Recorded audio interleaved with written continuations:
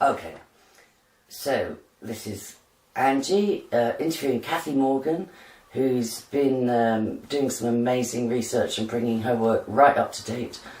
Cathy Fox on her blog rightly described Cathy Morgan as leading the field with research into, I don't like to use the term MK Ultra, but nefarious no consent programs, particularly around eugenics and around social engineering, mind control, and clinical trials, basically going on since World War II, building on what happened, with the Nazi scientists in the Holocaust, and work that was going on before then, if we're honest.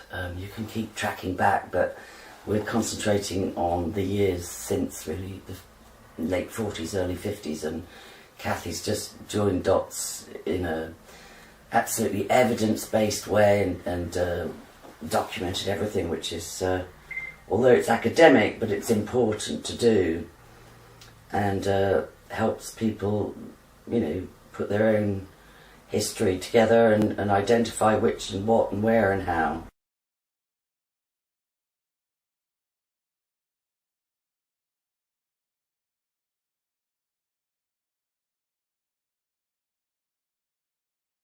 Oh yeah, what did you live Bath? Right, so 1957, 1967, 68, 69, I think, 69. Right. I discovered that 3.6 miles from where Swainswick, there's the Bath Institute of Medical Engineering. So I'm looking at who's on this board of medical engineering, and you've got my neighbour, Sir Edward Brown, the MP for Bath, whose house I'm in, playing with his grandson, going to parties at his house. He's coming to visit my dad.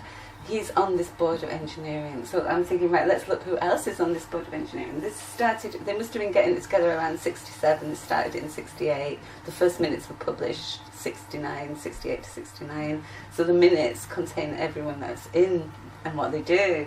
So you've got, oh God, where to start? You've got the big shots in eugenics, the big shots, I'm not kidding you, they're really up there. So you've got Robert Platt, who was president of the British Eugenics Society. He's colleague and collaborator with Alan Parks, who is head of the Family Planning Association and who founded the Galton Institute. I've never heard of the Galton Institute. Right, the Galton Institute is the new name for when they changed the name of the Eugenics Society to the Galton Institute so that it didn't have a Nazi association. So he headed it and financed the journal, and so the real top. Now this guy here, Solly Zuckerman, I've put in because although he wasn't on the board until 1985, he's intimately connected with a lot of the people that were on the board when we were there. But he's also helped design the NCDS survey that I was part of. I know, I've just found so much out recently. But he was doing a massive study, huge amount of funding for years on chimpanzees, because they were all zoologists as well. Chimpanzees for the RAF. I'm so glad we're taping. Do you want me to shut that window behind you? I'm going to go and shut up his draft. You carry on. Stay comfortable. Oh okay, God. so Solly Zuckerman, RAF, so that's wow. That's a link to the RAF anyway there. Wow. But not only was he doing that, he was also a collaborator with Alan Parks, the head of the eugenics guy. He collaborated with him too. And he also worked with James Douglas, who actually implemented the NCDS survey, and also worked on the chimpanzee studies under Solly Zuckerman, and then he designed the NCDS survey. So you've also got, you've got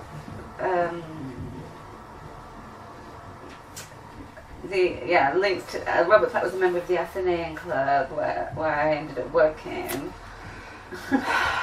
And we've got links now, other links here. It's hard to read this. Oh yeah, this is an interesting one. So donating to the Bath Institute, not many donators, but one that jumped out, H.S. Rothschild. Who's H.S.? You know, couldn't find a thing of him. He's been airbrushed from the internet, which got my attention up. So then I started really digging to find him, because when they've been airbrushed like that... What's airbrush? Airbrushed. Oh, airbrushed out, yeah. So I find out that H.S. Rothschild was... he was a film director in America for Arrow Films. He made a lot of early films. And his wife was Alison Ames, who was actually at the Council of Nine channelings with Andrzej Pahorich of MK Ultra. I don't know what the Council of Nine channelings is. Okay, the Council of Nine channelings were conducted by Andrzej Pahorich, who's well known for bringing Uri Geller to England. He was researching all sorts of paranormal experiences for the MK Ultra, but he was also developing implants, radio tooth implants, and ways of implanting hypnotic suggestions into people's minds without them knowing it was happening with electromagnetic waves. So how people came to believe that the Council of Nine was real when he was researching on the hypnotic suggestion, it means that this was probably fake, the Council of Nine. It's like a channeling of spirit, of God or something, you know, that telling them what so the answers hearing to voices. the universe. I watched a video about that voices. yesterday. Now, the Council of Nine, when Andrzej Pahorich was there, Alison Ames was one of the people that attended, as was Gene Roddenberry, who wrote Star Trek, who incorporated a lot of the stuff into Star Trek. So this is media manipulation, this is social control. Now, the amazing thing is, and as I say, he was clearly tied up to all the electromagnetic research for MK Ultra, not just... He took a lot of special psychic kids, and they were channeling the Council of Nine too, which is another story really, because Werner Erhard was there. He was with Andrew Pahorich and doing the Council of Nine channelings, and also there was, this is in Stone Tony Bloomfield. He described him as a close friend, and he formed a foundation with my partner's godfather. And who was in the 1001 Club, which is a really secret club of... That's the one where my president of the bank I worked, BCCI president, was in. Right. Was it Chelford? Was it the 1001 or was it the 1100? You know, I think it was that club. Yeah, do you remember Aga Hassan Abadi? Right. Remember we found that he was in that? Yeah. And he was my boss. Well, he was the president of the bank, BCCI. Right. Yeah, he would be like very likely candidate there. So no, he is. We found evidence of that. It's on the list. So Inston Bloomfield, right, is a director now on the Bath Institute of Medical Engineering. It's a guy called G. Clarkson, whose only thing is that he's from Dornay Day Bank. Husband's mate, Godfather's mate. This all links into Paperclip. Right. Not just German doctors coming over after the war, as was Paperclip, but there's this huge movement of Jewish doctors before the war. So that Jewish doctors doing similar experiments as were done in the concentration camps, except that they were taken to extremes in the concentration camps. The Jewish doctors were all placed right at the heart of their speciality in either America or England. So the top sort of virologists would be suddenly find themselves with all the major stuff going on in England, and they'd run the departments. So it's not just Paperclip. The World War seems to have been deliberately to put, there were many reasons, but one was to get these Jewish doctors working with their counterparts and with people that could look at all different aspects of the human being and how they ticked. Because one of the ways they portray it nostalgically is that Jewish doctors would be inmates in the concentration camps, and they would have their lives spared if they agreed to work as a doctor. That would save their life. You've seen it, well, I've seen it in movies. So they would reluctantly agree to use their medical knowledge whilst being an inmate, and they would reluctantly cooperate, and the movies show them sympathetically showing favour and helping people not suffer as much. But that could just be a romantic cover-up. So much spin around the wars, and I think they're both false flag events. Yeah, I do too. So You know, my grandma used to say, this is another, no, we'll go to Barcroft now because... This is amazing. You know, my grandmother used to say that there's connections with Lady Moran and Lady Morrison. So, Lady Moran, I found, is a pupil of Joseph Barcroft, who worked for the Nuffield Foundation, who funded the Bath Institute and funded the NCDS. Nuffield Lodge keeps coming to me as Nuffield, that's where they did a lot of this. Is that near Rodlow Manor? No, it's not, but a lot of the people at the Nuffield, around Lord Nuffield, now this is so interesting. Very familiar to me. Right, well, Lord Nuffield was William Morris, who produced all the cars, and he made absolutely millions. So then he's getting cultivated by these medical people, the surgeon of the King, called Farquhar Buzzard, the chairman of Barclays Bank, called William Goodenough. They're all approaching him to get money from him for this new Nuffield Tower of the Winds, it's called, and it's a tower in Oxford where they started madly, insanely, barbarously cutting up loads of fetuses and mothers giving birth, and it was all about the first moment and the placenta barrier and the cord and the brains and the chemicals and electronic impulses, and it was all done in this Tower of the Winds. And that's where they're trying to seek that elusive elixir of life, or whatever. Yeah, well, they did find whatever. everything that there was to find. The astronomers were in it for a year. It was built, the Tower of the Winds at Oxford was built to measure the transit of Venus across the sun, so the UK could fine-tune their nautical instruments so they could colonise the world. So the Tower of the Wind was a copy of one at the Vatican, one in Greece, and in 1760 it was made so that Britain could colonise the world, so that it could take over. Now, in 1935, Lord Nuffield bought it for the embryologists initially to bring in all the mammals and fetuses and start finding out how they tick. But the astronomers were in there for a year. Well, the thing is, there's something really Illuminati about this. And then the astronomers moved to Bath. The astronomers moved to fucking Bath. Of course they did. So we have Barcroft here, this Tower of the Winds found in this embryology. So then... Just to clarify for me what you think the embryology research was trying to nail down. It was getting huge numbers, and it was every aspect. They were wanting to find out about breaking the mother-child bond, of course. Yeah, that was one of the basics. And they studied every chemical aspect you can find out, chemical, hormonal.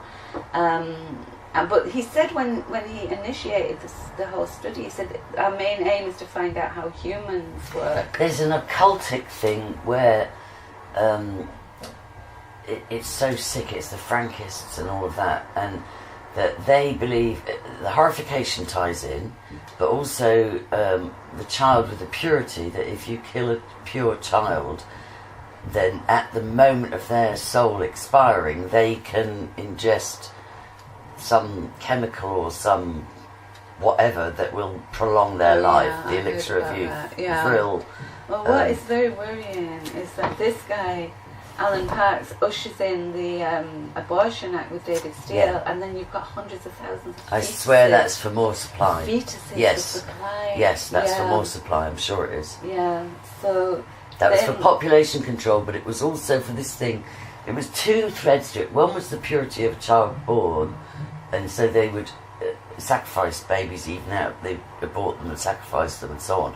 And one is they have this crazy belief that if they ingest that, whatever it is that is released, that they'll have the elixir of life. And the other was the horrification thing. So if you sacrifice somebody at the peak of adrenaline flood, fear, and they reckon it's more addictive than cocaine or heroin or anything like that. Adrenochrome. Yeah, I heard that. Yeah, I'm sure that plays a big part. So the abortion thing definitely it ties in on two levels. It ties in with population control, but it also ties in with an endless supply of fetuses. You've got it there. Now he was working with Henry Dale he was his sailing buddy. Henry Dale was the guy that brought in these scientists, and all this seems from Germany, the Nazi ones. Yeah, Henry Dale, and all this seems to be connected to a club called Tots and Quarts now. I found this club that seems to describe all this. But, of course, do you remember Lady Morrison was also hanging around? She went to the convent with my grandma, and she was around my Auntie Winnie. She was her best friend, Lady Morrison. Now, Lord Morrison was on a panel with... Where's Lord Morrison now? Lord Morrison. Herbert Morrison, that's her husband, was on a panel with Barcroft. It's absolutely brilliant. Henry Dale, the guy bringing in the paperback guys. You could get this, unless you want to do it all again, you could get this photographed and blown up. Hang it on a work wall. Like another 64, there's another 100 nodes to go on it, because they all connect with each other. Because it's like, when you look at these are all separate things from my life, and it's when they all connect with each other. Yeah. Swainswick, okay, when the war came in, Barcroft and his medical colleagues who were doing this research parks, they took over the food supply. They centralised the food supply. They were looking at chemical analysis of the food and how it affects the brain, and then they take over the food supply, and they're doing hormones in milk and eggs. I don't know what they were doing with eggs, that's I'm not going to tell you that yet. Beef, they literally took it over to the Ministry of Agriculture, and guess where the Ministry of Agriculture kept their records? It's Oriel College, Swainswick. We were in the snake pit. And it goes to really high, this is really high level. We were some sort of experiment that was really high level because of these sort of the calibre of the people around here, you know, these eugenicists and that. It was an outpost, it was a very convenient outpost. Well, the Douglas who designed the NCDS survey, definitely I found now that he was surveying the parents as well, so sure. I'm sure it's at least 3 generational. But he also was studying what happens, why children what happens at the age of 11 was crucial when they go into comprehensive. What can stop a child who's had a good education from achieving once they go to comprehensive? So they put us down in Bath till we're 11, give us a great education, and then they took us back to Rochdale. But I think that they might have engineered the sexual abuse by my father to see how that impacts on somebody's life in the future when they've had a good upbringing and all this. It fits right in with what the descriptions. I only found them yesterday of the experiments the day before yesterday. You put them on your blog? No, I haven't. I'm trying to digest it. You know, it fits in with all the theories we had when we were saying maybe it was this, maybe it was delinquency, maybe it was, and all the theories we had are being substantiated by the research papers I'm finding now. But the other thing is that they say 12 is the cut-off point for trauma in childhood, facilitating later programming. That ideally it's to 7, which is where the Jesuit thing comes from. Give me the child till they're 7 years old and I'll give you the man. And sodomy in particular releases a chemical up the spine that affects the cortex of the brain, that makes the brain pathways go deeper, creating artificial genius. So creating photographic memory. That's the other sense I'm getting, that they were trying to create mathematicians, brilliant engineers. Absolutely. And it's through nature and nurture and whatever they had to do, they're trying everything. So they're from 0 to 7 was ideal, but they could still get results up to the age of about 12. And so, you know, kids going off to public boarding schools, they're likely to be sodomised at the very latest by 11, 12. And it was consistently producing areas of genius. Of course, they'd be tortured with depression, anxiety, PTSD, but they would excel in certain areas, and they were able to artificially create that. So we were like early prototypes, probably. Enrolling the parents is a huge part, because the parents are the ideal handlers, unless they're in boarding school, where you can just strategically place housemasters. Oh yeah, I was telling you about Carol. So she said, oh my God, I was in a care home near there. She told me the name of the village, and I looked at 6 miles from Swainswick. And she was taken at the age of 13, 11. Oh, right. She was in care from the age of 9. She's amazingly endowed with huge breast when she had from the age of 9. Her stepfather was sexually abusing her. But nobody would listen to her. So then when she got a boyfriend at 17, there was uproar. He was put in prison, hung himself. She was put in care, out of control. then there was all sorts going on between Liverpool and Wales, and then she was moved to Bath with this order of nuns it was the ones that ran the Magdalene laundries, the Good Shepherd, and there was another one, Sisters of Mercy, at this place near Swainswick, and just a small group of really bright girls. She did her GCSEs at 13. She's just won a competition for designing a drone camera. She's really bright. And she said there's something really odd about her. I said, it turns out you were part of a programme there. And she remembers waking up in one town and then putting a van and waking up in another town drugged and stuff like that. So, and she said the nuns insisted that she smoked, so she didn't smoke, but they made her have cigarettes.